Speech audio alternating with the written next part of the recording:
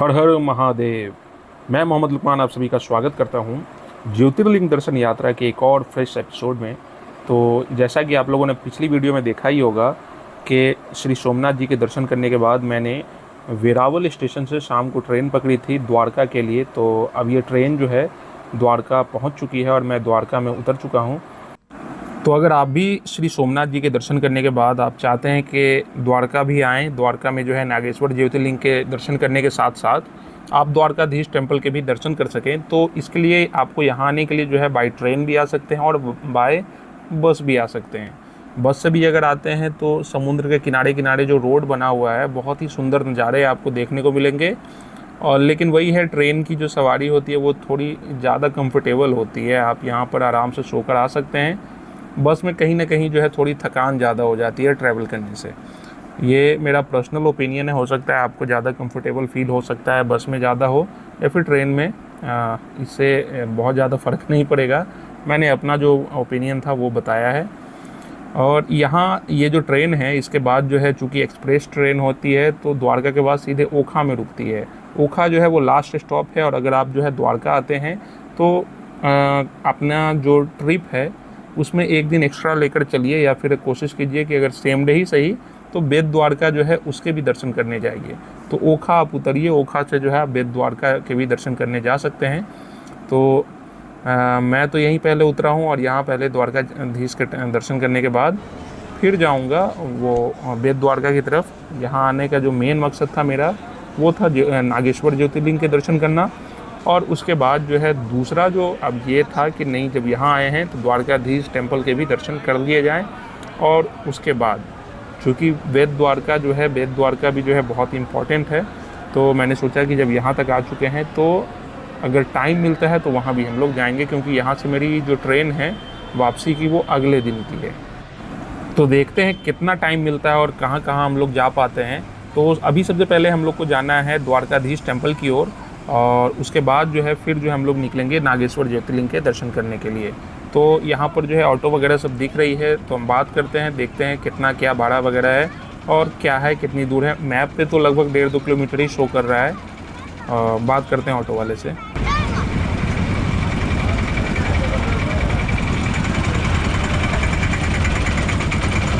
नागेश्वर जाना तो भैया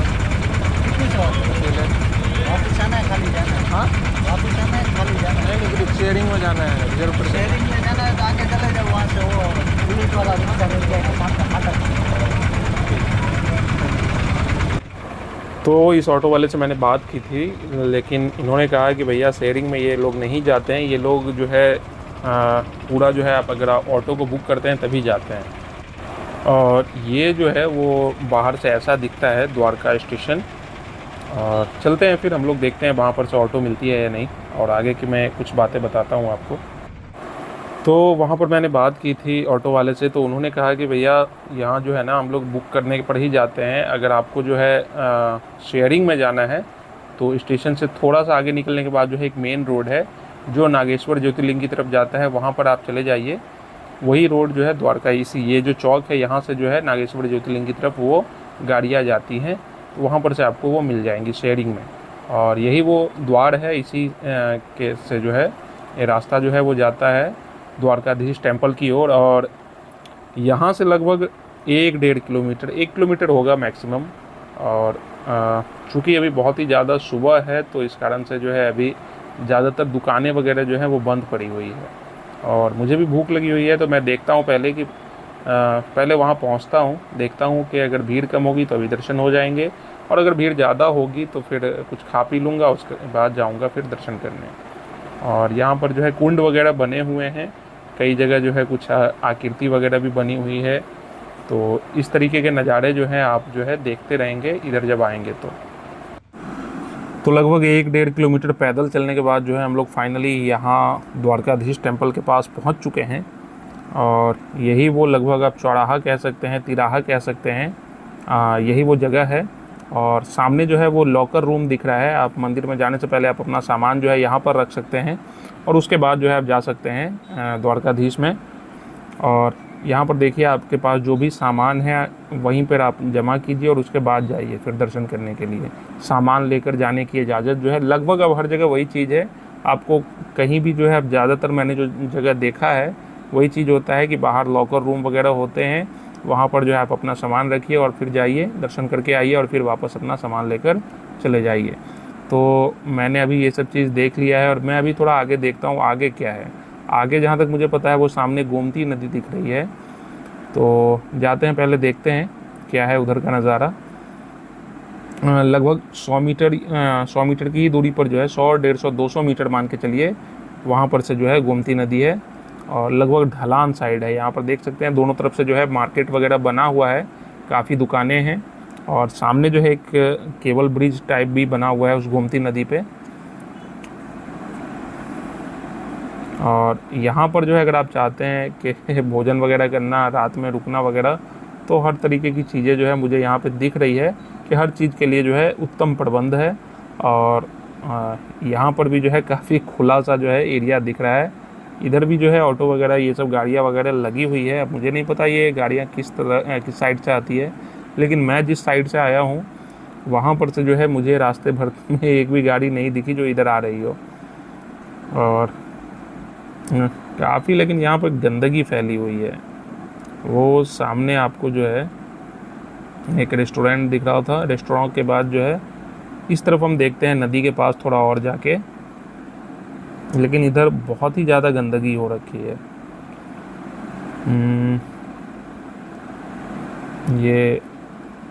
ये देखिए इधर बहुत ज़्यादा जो है गंदगी हो रखी है। गौ माता जो है वो यहाँ पर जो है बहुत ज़्यादा मात्रा में है, दिख रही हैं। और ये सामने जो है वो शंख जो है वो शंख बेचे जा रहे हैं, छोटे बड़े हर साइज़ के जो है वो यहाँ पे शंख वगैरह रखे हुए हैं। कुछ बड़े भी हैं, कुछ छोटे हैं, कुछ बहुत छोटे हैं। और यहाँ जो है ये नदी है,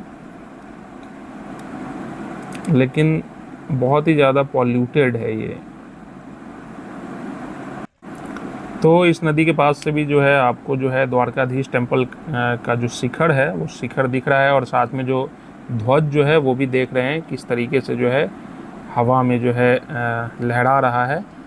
और चलते हैं हम लोग, पहले अब देखते हैं, दर्शन करते हैं फिर, क्योंकि यहाँ पर ज़्यादा देर समय देना वो इसलिए मैं नहीं चाहता हूँ कि मुझे नहीं पता नागेश्वर ज्योतिर्लिंग कितनी दूर है।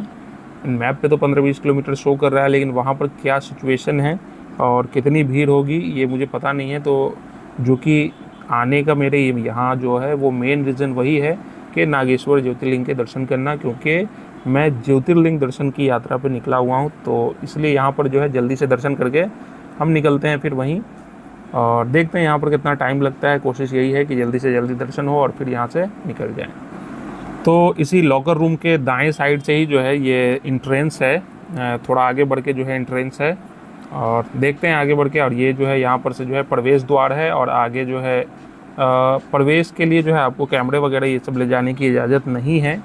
तो मैं देखता हूँ पहले बैकयार्ड में जाके कि दिखता है कि नहीं कुछ भी, और उसके बाद जो है फिर कैमरे वगैरह मैं लॉकर में रख दूँगा और उसके बाद जो है फिर जाऊँगा, दर्शन करूँगा और फिर यहाँ से सामान वगैरह लेकर मैं निकल जाऊँगा नागेश्वर ज्योतिर्लिंग की तरफ। तो यहाँ से जो है हमें मंदिर का अच्छा खासा व्यू जो है देखने को मिल रहा है, और चूँकि कैमरा अलाउ नहीं है तो इसलिए मैंने सोचा कि पहले यहाँ से आपको दिखा दूँ और उसके बाद जो है फिर कैमरे को जमा करके जो है फिर मैं जाऊँ, दर्शन करके आऊँ और फिर जो है यहाँ से निकल जाना है। तो वहाँ से जो है द्वारकाधीश टेम्पल से दर्शन करने के बाद जो है फिर वापस हम लोग आ गए हैं उसी द्वार के पास। ये जो रास्ता है वो सीधे स्टेशन के पास से होते हुए सीधे नागेश्वर ज्योतिर्लिंग की तरफ जाता है, और जो दाएं साइड जो रास्ता है वो ओखा की तरफ जाता है। तो अगर आप ओखा बाय बस जाना चाहते हैं तो उधर से भी जा सकते हैं। और यहाँ पर देख सकते हैं कि ये सीधा रोड है, बहुत ही ज़्यादा कुछ हाईवे टाइप नहीं है।